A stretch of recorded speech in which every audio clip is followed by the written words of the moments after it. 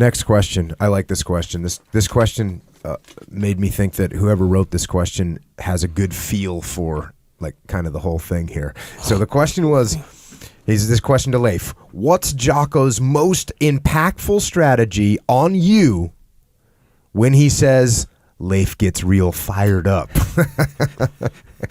Definitely someone who's been listening to a lot of podcasts, or maybe he's come to the muster or heard us speak or talk before, because Jocko talks about angry Leif. Angry Leif. Angry Leif. I can get angry. That's like hothead, right? Basically, be a little bit of a hothead. I can definitely be a hothead. You can be a lot of bit of a hothead sometimes. I can't, and usually, I'd like to think that it takes me. I don't immediately spin up on things, but once I get spun up, I get really spun up. And I don't know if you disagree with. No, I agree. No, I was going to ask you if is how's having 2 kids. For sure. That teaches you some temper control. Big time, and particularly when there's timelines that you're trying to meet, and we're trying to run a business. Kids don't have a timeline. They don't. Kids don't have a timeline. They just do. Oh, the timeline is now. I want some crayons now. And what I've loved is that I love spending time with my son. And my daughter, and they're awesome kids. In particular, my son now, he's 3. He's old enough to kind of, he's in the game. Yeah, we'll go somewhere and do something fun, or we're hanging out, and it doesn't matter if that's 5 minutes long or 5 hours long. Like when it's time to leave, it's level 19 meltdown every time, right?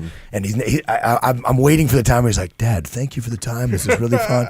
Doesn't happen. Yeah. So yeah, that actually instills in you some patience. Some patience, but we always talk about red flags, and that's something that I learned from you.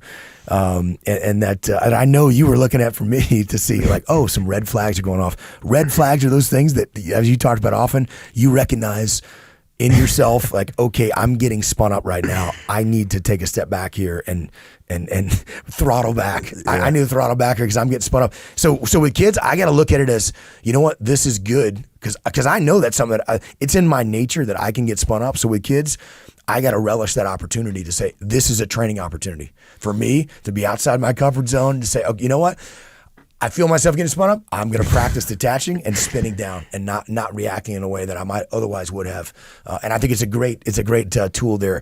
Really, for me, I think when Jocko would sense that in me, and we've talked about a number of times when that's happened here on the podcast, that I was getting spun up. We talked about previous in previous podcasts about cancel the op and some of these things where I would get fired Angry up. Leif. And get angry, yep. and what most people would have done in that situation, what I probably would have done to a subordinate leader is get spun up as well. And like, you yell at me, now I'm going to yell at you, but a little bit louder. Exactly, and we're going to ramp up, and it becomes like the battle of wills. And how you handled that exceptionally well with me was generally you would never get spun up. You would just be very calm in your response, and you would ask questions, or in some cases you would just start chuckling, like laughing about it, like, hey man, you get spun, and not in a way that was condescending or like look at you idiot. Yeah, it was in a way of you don't like, want to laugh at people when they're getting mad. Yeah, it was in a way of like, hey man, take it easy. Yeah, just take it easy. and then you start laughing about it. And it was and then it just, that was something that was, but would you ask questions in a way that were, hey, well, why do you think this? Or those things, that was powerful as well to me. It wasn't like, hey, why are you doing this? Or why won't you listen to me? And it was, that always allowed me to kind of take a step back and recognize, okay. So I think you got to make sure you see a red flag at somebody else, they're getting spun up and they're really emotional. You need to be unemotional, and you need to check your ego to do an end around. I never see anybody do that before. You did that exceptionally well against me, and I learned a lot from that, because I recognized, like, I got to do that better. And it just doesn't benefit you from getting spun up and angry. And I'll tell you one thing that's another little thing that I noticed that I do for sure is if someone comes at me and they're super mad about something, I can't just be 100% calm. Because if you come in the room and you go, Jocko, this is crap.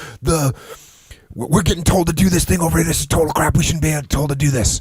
And if I go, Leif, just calm down. It's not that big of a deal. Like, right there, I've already taken, right? Because you're like, well, what are you talking about? It's not a big deal. I try that with my wife, Jenna, at times. It doesn't work very well. The opposite. What you have to do is you have to show some, we'll call it a diminished reflection of the emotion that they're showing. You wanna take a little off of it, but oh my, Leif, are you serious? They're telling us to do that? Oh man. That's crap. All right, let's find out what's going on. So now, instead of being against you, now all of a sudden I'm on your side. I've calmed down a little bit. I've brought you down a little bit, but you at least recognize that I'm on your side. Because if I just say, Leif, calm down, getting mad is not going to help. Well, like you're going to get even madder. Or if I say you need to think about what they're saying, no, I need to join your side first. Once I'm on your side, now we can talk and we can move through the problem effectively. So you might want to just show a little diminished reflection of if someone's really sad about something. Okay, you can't just be like, hey, it's not that big of a deal. Like, I got kids, right? I got teenage girls, and they get sad about stuff. And I can't just, I've tried it before. Like, don't worry about that. It will mean nothing in 3 years. I've done that. By the time you graduate high school, you won't even think about that anymore. Stop. How does that work? It doesn't work good because you realize that that's the whole world to them. So, instead you got to say, man, I can't believe that happened. That's sad, but the good thing is here's some good points about it. And maybe, you know what I mean? So just don't be completely emotionless, because then the person can't relate to you. And if they can't relate to you, you're not going to be able to talk about it. If you can't talk about it, you're not going to make any progress on the subject. Be careful with that one.